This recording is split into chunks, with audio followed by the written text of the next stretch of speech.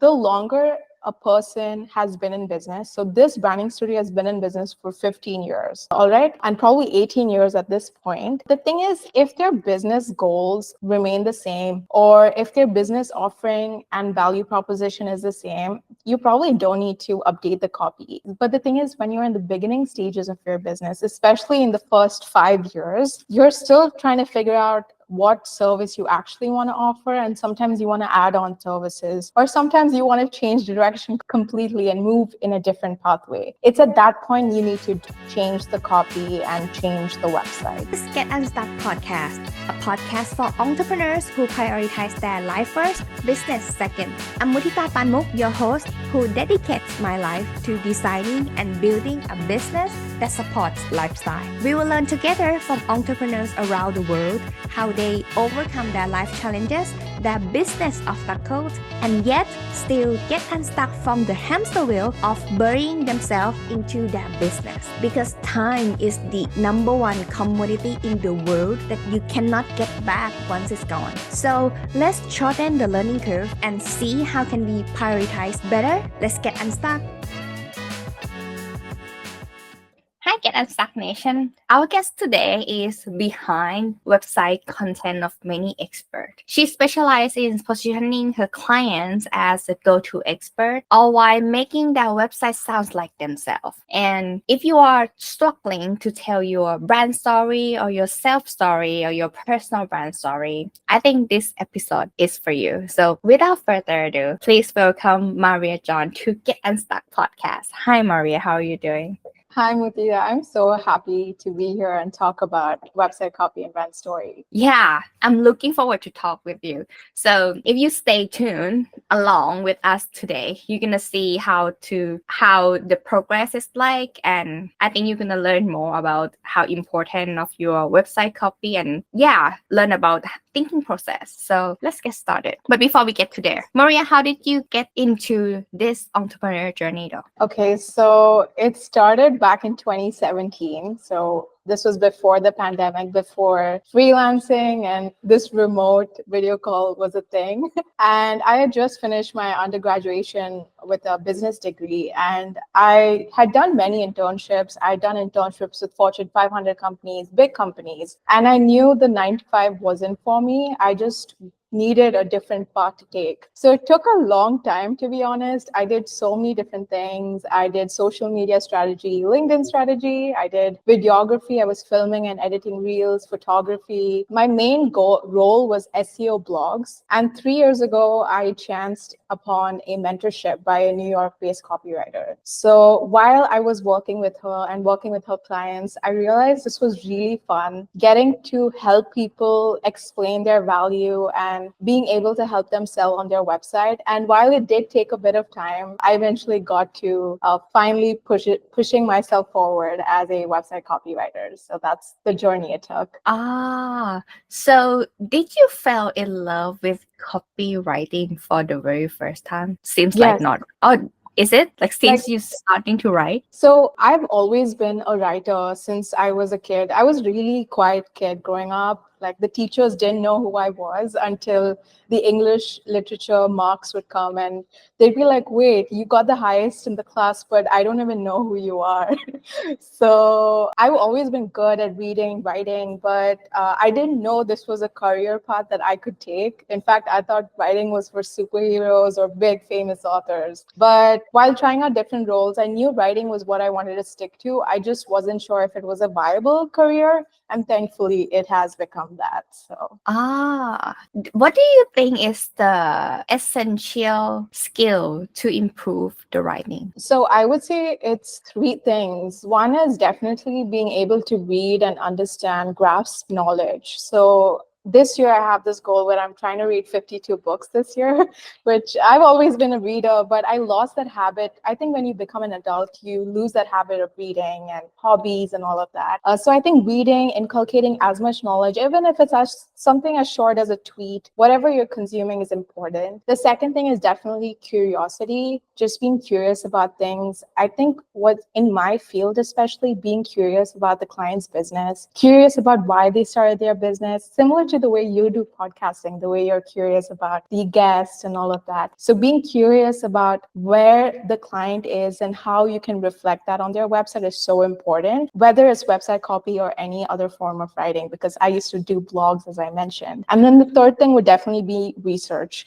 It's surprising. It surprises a lot of people when I say that research forms the basis of writing, because without that knowledge, how are you supposed to explain that knowledge, right? So without something that's coming in, without the ingredients, how are you supposed to bake a cake? So that's essentially it. What about AI? Did it help you or it's actually not really helped? What is your opinion on that? So I would say with AI, I think AI can be very helpful. I always tell people this, think of it as an unpaid intern who you can dedicate some tasks that you don't want to do. For example, when I'm doing my brand strategy, so I always start my website copy projects with a brand strategy workshop, and this runs 3 to 6 hours. And by the end of that, the transcript is like 20 to 30,000 words. That's a lot of Just writing like to a go. whole book. Yeah. So in a way, getting AI to identify spots where I mentioned a particular point or the client talked about a story from their childhood, that's a great way to find that little thing without having to spend all that time. I think AI is great at reducing the number of hours and the effort that you have to do. But at the same time, I think that human element to it, for example, especially with storytelling, that's not something AI can replicate unless you're willing to, I don't know, insert your entire biography into ChatGPT. So that's where I would say. Another thing I would mention is that I do think that for writers who charge very little amounts, that's where, they saw a bit of loss, because for a lot of editors or the people in charge of content or copy, they found it more valuable to do it themselves, but it doesn't necessarily mean that it's a good thing, because when you see content written by AI, it is very obvious. Yes, down the lane, 10, 20 years from now, maybe it will get better. But as of now, I don't see it being better than an actual writer. So yes. Interesting. So you mentioned about the storytelling is the human element that we should put in. When you're working with the clients, you said that you started with the brand strategy. Why branding workshop is important to start the storytelling? So honestly, I didn't start the copy process directly with knowing that I needed the strategy workshop, because what would happen was the client would come to me and be like, I want a website that makes me look good, ensures that people know what I'm selling, and makes it easy for them to choose me over anyone else. But the problem is I'm someone who doesn't know the business as well as the client does. And that's normal. The only copywriter is going to be better than the actual copywriter is the client if they knew how to do it, right? So the key aim with this workshop is just to understand the business. In fact, the best benefit is that sometimes clients don't see their work as good as other people do. So bringing that value out is so important. Also understanding why is your work or why is your service better than anyone else? Is there a specific part to their process? Is there something that their clients have mentioned that they perhaps don't know about, like a selling point? For example, so I was doing an audit for a consultant and he works with Shopify and e-commerce businesses. And when you land on his website, you'll see that he has told that this is everything that he does. When you're reading his website for the first time, you're like, wait, why is he saying all this? This doesn't make it sense, or it doesn't seem possible for a single human being to do all this. But as you look through his work, his case studies, his testimonials, one of the companies that he founded went on Dragon's Den. It was, in fact, invested by Stephen Bartlett, the founder of Diary of a CEO. None of that was mentioned on his website because he thought it wasn't important to his target audience, to the people he wanted to sell to. So finding these points that make your service so much better than anyone else, the way you do it differently, that's how we discover it in this workshop. That's the only way I get to know it without the client directly telling me. So yeah. So you asking them during the workshop to get the unique selling point and able to form that direction. Wow. Exactly, because I counted the number of questions I asked in my last workshop. I asked 145. So Yeah. Wow. And is that within a day? So it's not within a day because these can be really intensive. So I usually do it.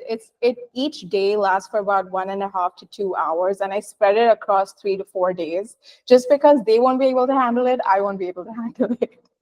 So and I give them a break at the 45-minute mark where they can just get up, and they need that break for sure, because even though they might be enjoying the workshop, it's still tiring because they have to talk about themselves, which is not an easy thing for a lot of people to do, especially when you ask them, tell me about your first project. What was great about that project? Why did the customer like the service that you provided? And it's just a lot of thinking, a lot of getting into your brain. So yes, it's spread across a few days. How did you get them to explain? I myself experienced the issue that they don't know how to explain. Because if anyone don't know, it's actually not easy for you to explain how you do things if you have never said it for the very first time, isn't it? Yes, very true. I think this is a problem that a lot of service providers face, where they're not able to explain the value of their product or service. This is especially common with service providers. And because I work with a lot of coaches, and for example, with a business coaching is a very broad sphere of things. You could either be focused on helping the client get better at sales or get better at business operations. But why is it that this stuff is important, right?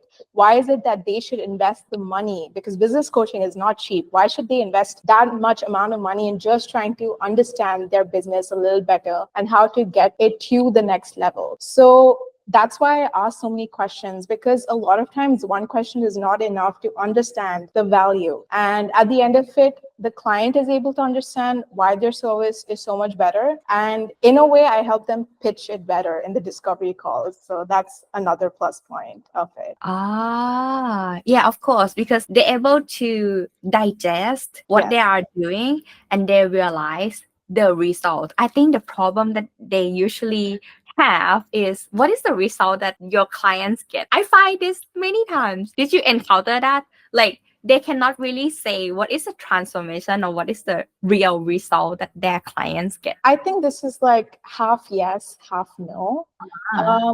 So for example, today I was talking to a brand strategist. She has started something new called brand therapy, and it's a way for businesses to understand how their brand needs to be explained at the lower levels. So typically, brand strategy decks are given or made by the people at the executive level, so heads of departments, heads of content, etc. But the people who are actually executing the brand are the employees, right? So content writers, salespeople, all of that. So in a way, her brand therapy deck is different from a brand strategy deck where it's for the people, the employees, but she wasn't able to highlight that on her website. And I'm asking her questions like, how is it different from a brand strategy deck? Because the goal of her brand therapy is to sell it to people. So why should they buy brand therapy over brand strategy? So that's an important factor to consider. The second thing was she's worked with 30 companies and she's worked with really big names. But the problem was she was not able to articulate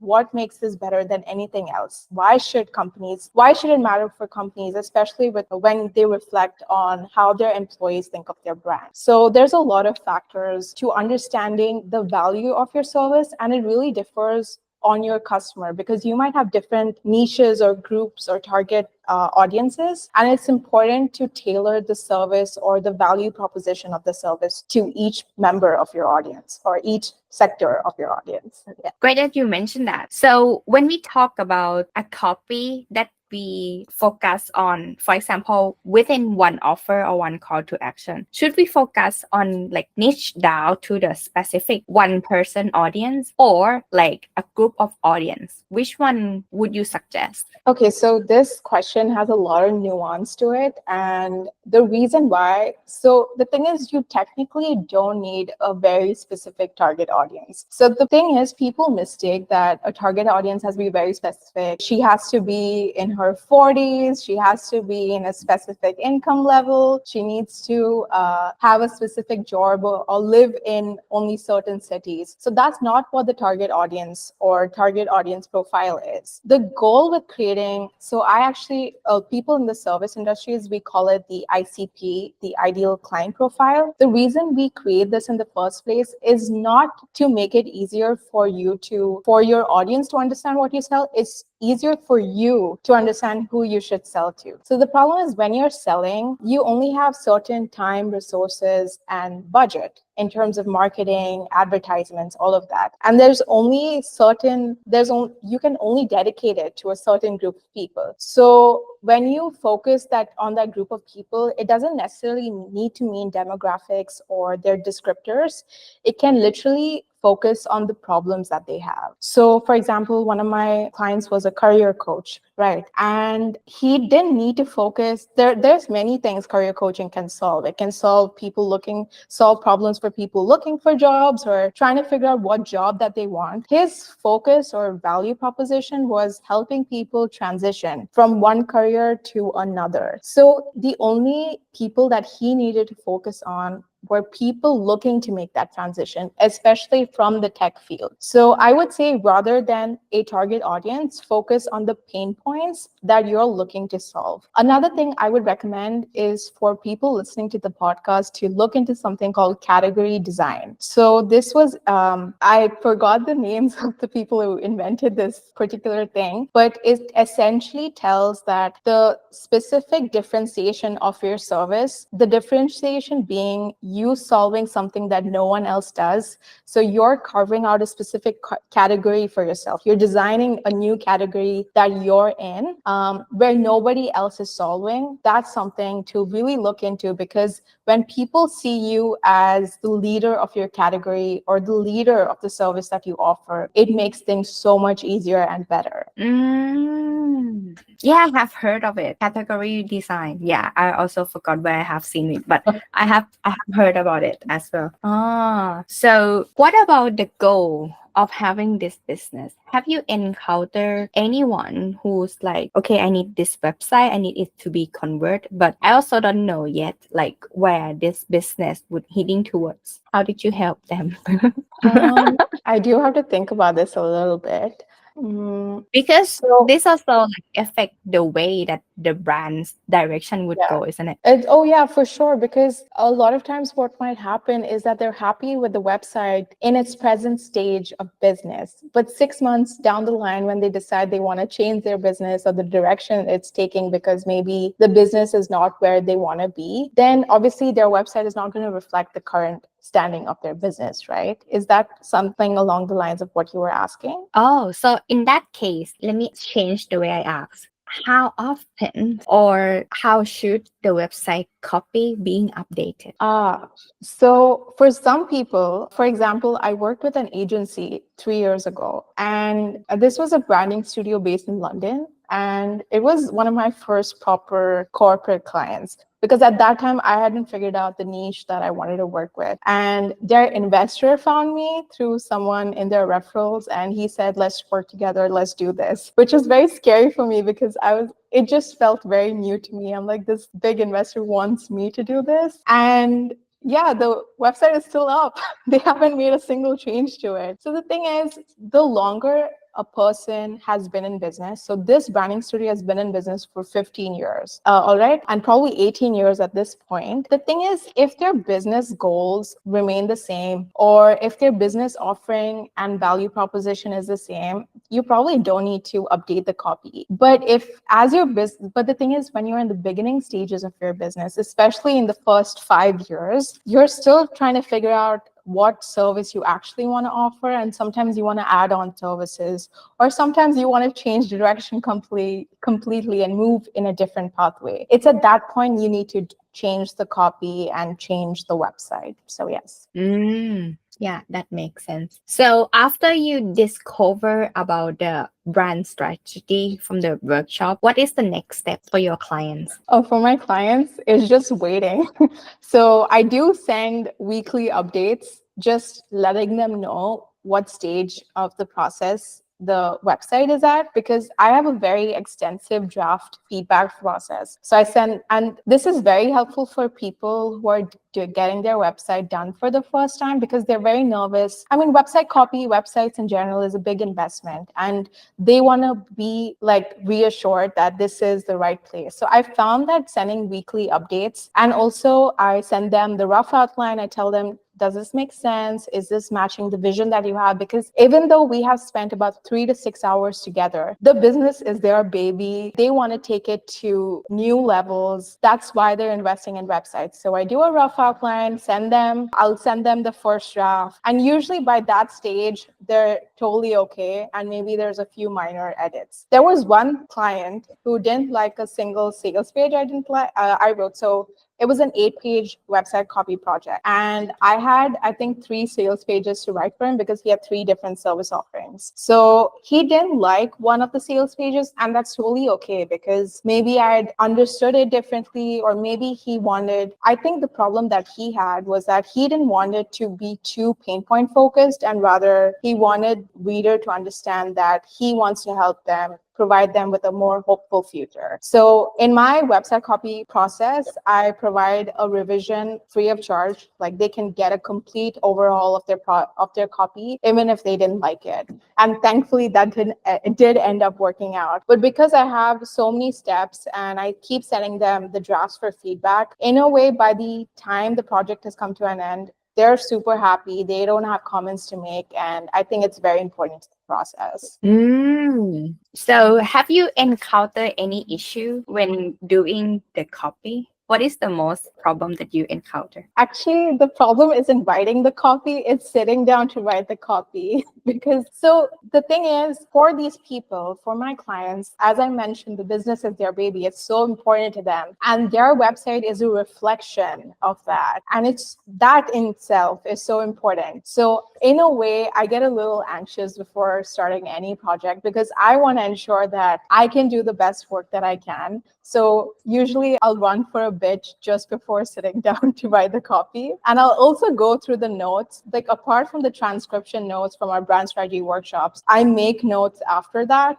And I write everything on my iPad. So I have pages to go through of just random things I've written, because sometimes what happens is the headline is not born out of a process. It's born out of something the client has said, something really nice. And I think, okay, this makes so much sense. And then I'll rewrite it like 40, 50 times. But apart from that, the most difficult stage is actually just writing down, because it's the starting that can be a little difficult because it's a big project to tackle. So baby steps, and then I eventually get there. How many pages like normally the website should have? So between website and funnel, what are your opinion? Haha, 2 questions.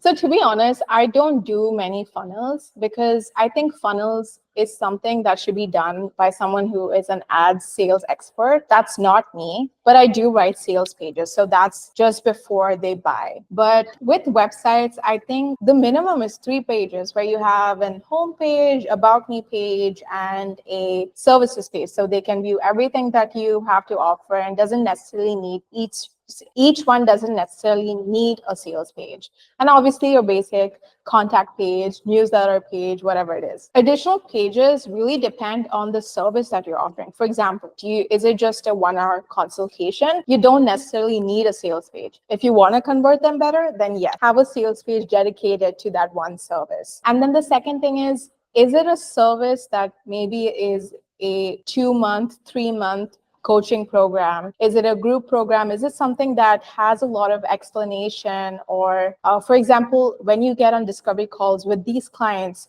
do you feel like you're explaining the process a lot as opposed to actually selling the service? So that's when you realize you need a separate page just to explain the value, the process, and how this particular service goes about. So yes.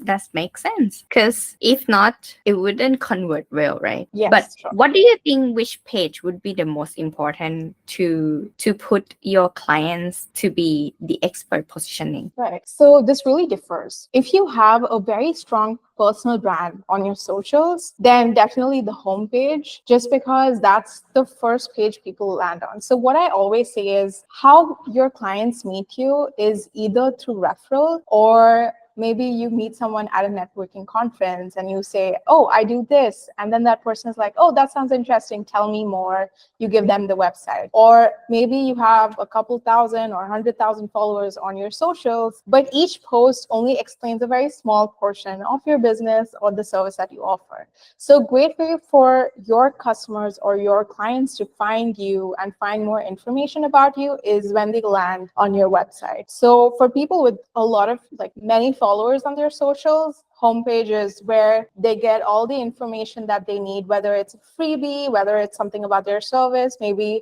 they have a book that they're selling. So there's a section for that. And also obviously a description about them, proof testimonials, a logo bar of companies that they've worked with, just so that they can come across as the expert that their customers or target audience know them to be. But in general, if you don't have a very big presence on social, then that's not a bad thing. I don't have one either because my focus has always been the clients. It's only this year I started. But I would say the About Me page is actually the most important. And the reason why I say that is because someone landing on your page or your website doesn't know you and you're expecting them to fork out a ton of money. That doesn't make sense, right? So to turn that stranger, to turn that relationship from non-existent or between a stranger to stranger to one where they're interested in getting to know you, I think a lot of focus should be played into your About Me page. I always say this, a lot of copywriters will say this as well. Your About Me page is your best sales page because that is what sells the working relationship that could be a possibility to your ideal clients. So yes. So thinking about me page, right? I know that many people, like when you're just starting a business, even I help statement already hard to come up with. And like your own story always evolve over time. Yes. How can we come up with the good ideas on the About Me page? Do you Okay, have any so tips? I do have like a 4,000 word blog post. I just have 2 blog posts. So if you want to check that out, do that. But apart from that, I would say there's a lot of different ways to look at it. How do you want to come across? It really depends on your tone of voice. Do you want to come across as bubbly, friendly? Do you want to come across as more serious? This is a tone of voice you will see in a lot of agency websites where they focus on all the awards and industry experience and everything that they've gotten. But it doesn't necessarily mean that it builds a connection or a story between them and the website visitor. So with your About Me page, a good way to start is actually, I'll help you a little bit, Mutita. We'll start with you because you're known as the time queen. A good question to answer on your About Me page is, why do you call yourself the time queen, or why do people call you the time queen? So that's a great place to start. The second thing would be, why did you start the business? Was it because you wanted to transition from corporate to something more entrepreneurial? Was it because you spotted a gap in the market that none of your competitors were solving? Is it because, how do I say it? Is it because you just wanted to do it?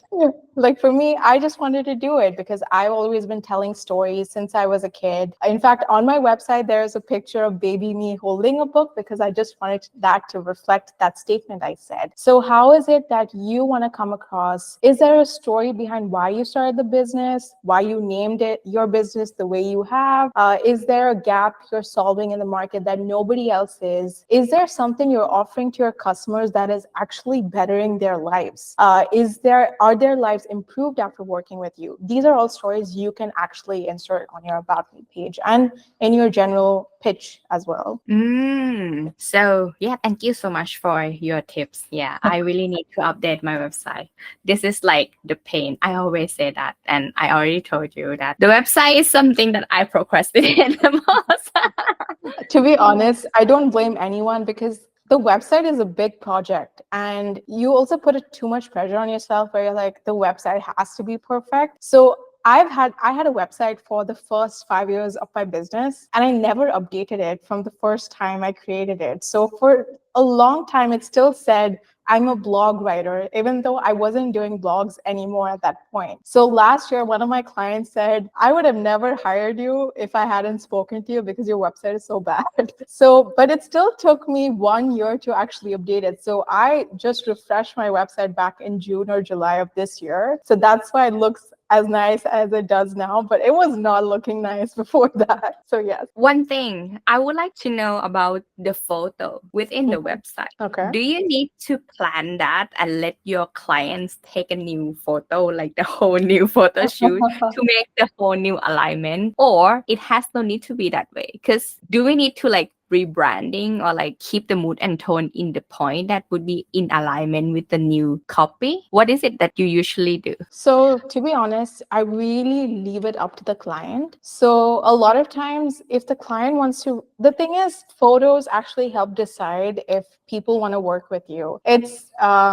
It's pretty, it sounds very vain, but people do judge a book by its cover. So I was in a meeting with a client I worked with 1 year ago. So we were just, not a meeting, but just a casual conversation. And he told me that the way he judges the freelancers he wants to work with is their photo, either on their LinkedIn page or their website. And it makes a lot of sense because when you're investing that much money, it really depends on how much your service costs, right? But when you're investing that money, your customer or client wants to feel as safe or as risk-free as possible. And the more professional you look, the better it is. Then again, it really depends on your brand. Are you trying to come off as very fun, quirky? Maybe you could just use photos from your childhood or younger days when you dressed up as a clown in a costume competition or something like that. That's something that sparks a story. If you feel like your photos are fine, really, it's totally okay. It really depends on the tone of voice that you want to like put across on the page, because the copy starts from the tone of voice rather than the copy deciding the tone of voice. So. Oh, crystal clear. So in case anyone want to work with you, where can they find you and reach out to you then? Okay, so I appreciate that. My website is mariajohn.com. Pretty straightforward. That's because I could not decide on a brand name. I just figured my name was okay. I'm also very active on LinkedIn. So if you want to connect, that's a great spot. And I just released a website audit. So this is where you can get an audit of your website, what's working and what's not, in a 1-hour consultation. But the thing is, here's like a little gift to the listeners of this podcast. So this is my first ever podcast appearance, and Mutita has been so nice and generous. So to anyone, I'm offering a free 20-minute copy audit that's available until November 14th of this year. I do offer a free 5-minute audit. Anyone who mentions that they've come from the Get Unstuck podcast, they get a free 20-minute audit. So yes. Amazing. That is like 4 times than the normal offer, everyone. So please check out the link that it will be inserted to like in the video or in the description or in the show notes. And I know, right? Like after you listen and follow through what Maria said today, you already have an idea that do you need to update your website copies or not? I know that I have to do, but I need to rewatch this episode again, what I have done wrong. Or if not, just work with Maria, isn't it? So make sure that you follow her on the link and reach out to her. So thank you so much, Maria, to sharing this knowledge and joining the show today. Thank you, Mutita. This has been wonderful.